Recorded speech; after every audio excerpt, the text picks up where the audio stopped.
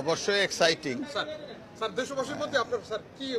দেশবাসীর প্রতি আমার একটি মাত্র অনুরোধ থাকবে যে সামনে জাতীয় নির্বাচন এবং আমাদের সংবিধান অনুযায়ী জনগণ এই রাষ্ট্রের মালিক।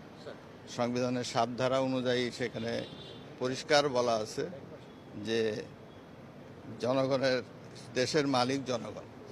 তাহলে জনগণকে আসতে হবে, এগিয়ে আসতে হবে, ভোট কেন্দ্রে যেতে হবে, ভোট দিতে হবে, নিজের ভোটাধিকার প্রয়োগের মাধ্যমে তাদের মতো করে সরকার গঠন করতে হবে।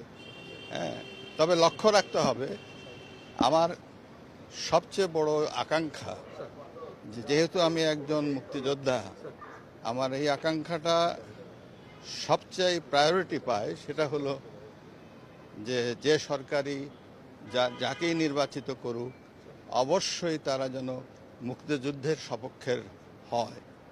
তারা যেন, যেহেতু স্বাধীনতা এনেছে মুক্তিযোদ্ধারা, দেশের জন্য যুদ্ধ করেছে মুক্তিযোদ্ধারা, তাহলে দেশ শাসিত হোক মুক্তিযোদ্ধাদের দ্বারাই। এটাই আমার চরম আকাঙ্ক্ষা। তবে জনগণ যাকে চাবে তারাই সরকার গঠন করবে এবং গণতান্ত্রিক পদ্ধতিতে সরকার চলবে।